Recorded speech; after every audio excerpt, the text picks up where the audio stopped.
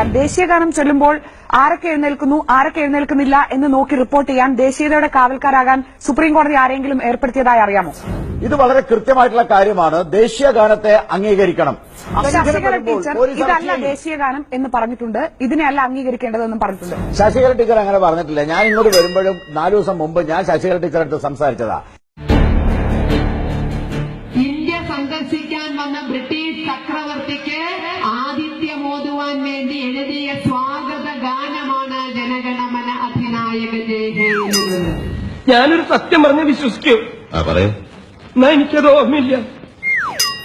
സ്വാതന്ത്ര്യം കിട്ടിയ 60 കൊല്ലമായിട്ട് നമ്മൾ ഇപ്പോഴും ബ്രിട്ടീഷ് ചക്രവർത്തിക്ക് ജയ ജയ പാടേണ്ട ഗതികേട് വന്നു. എന്തുകൊണ്ട്? നമ്മുടെ കുപ്രസിദ്ധമായ മതേതരത്വം കൊണ്ട്. എനിക്ക് നീ മതിയായിട്ടില്ലല്ലേ? ജന്മദേശം മതിലകത്ത് മുസ്ലിം ഭൂരിപക്ഷമുള്ള ആ പ്രദേശത്ത് അധിവസിക്കുന്ന കവലെ ഇന്ന് നമുക്ക് അദ്ദേഹം താമസിക്കുന്നത് പതിറ്റാണ്ട് കാലങ്ങളായി ഭാരതീയ ജനതാ പാർട്ടി ഉറച്ച കോട്ടയായ ഭാരതീയ ജനതാ പാർട്ടിയുടെ മെമ്പർമാർ വിജയിച്ചിരുന്ന ഈ മതില് ഒരു പൗരൻ പോലും ഏൽക്കാൻ അദ്ദേഹം അവിടെ ജീവിക്കുന്നുണ്ട്, അദ്ദേഹം പ്രവർത്തിക്കുന്നുണ്ടെന്നത് ഇവിടുത്തെ സംസ്കാരത്തിന്റെ സമ്പന്നത തെളിവാണ്. ഇനി ഒരു അച്ഛനും വേണ്ടിയ ചവിട്ടി പണ്ടമുട്ടിക്ക് അവനൊരു അടികാരൻ.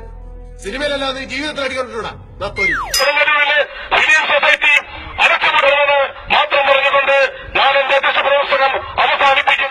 ദീർഘിപ്പിച്ചോളൂ. എന്തത്ര ധൃതി? ഇന്ന് വേറെ എവിടെയെങ്കിലും പ്രസംഗമുണ്ടാ? പ്രതിഷേധിക്കാൻ വേണ്ടിയിട്ട് ദേശീയഗാനം ആലപിക്കുന്നതാണോ ദേശഭക്തി? ഞങ്ങളെല്ലാവരും ഈ നാട്ടിൽ നിന്ന് അടിച്ചു ഓടിച്ചിട്ട് അവർ ഈ നാടിന് എന്താണ് ചെയ്യാൻ പോകുന്നത്? പിന്നെ ദേശീയഗാനവും രാജ്യസ്നേഹവും ആരുടെങ്കിലും കുത്തകയാണോ? അതെനിക്ക് മനസ്സിലായിട്ടില്ല. എഡ്യൂക്കേഷൻ എഡ്യൂക്കേഷൻ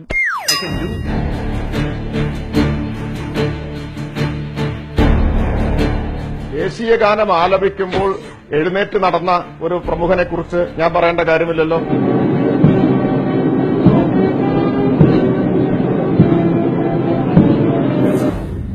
എന്നെ കൊടുമ സർവനത് जन गण मन अधिनायक जय हे भारत भाग्य विधाता. पंजाब सिंध गुजरात मराठा द्राविड़ उत्कल बंगा.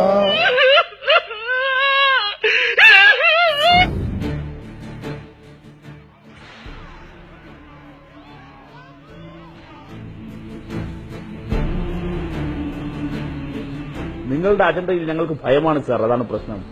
പണ്ട് BS മുഞ്ചെ ഹിറ്റ്ലറുടെ മാതൃകയിൽ ഇന്ത്യയിൽ ഒരു മിലിറ്ററി അക്കാദമി തുടങ്ങി RSSന്റെ നേതൃത്വത്തിൽ.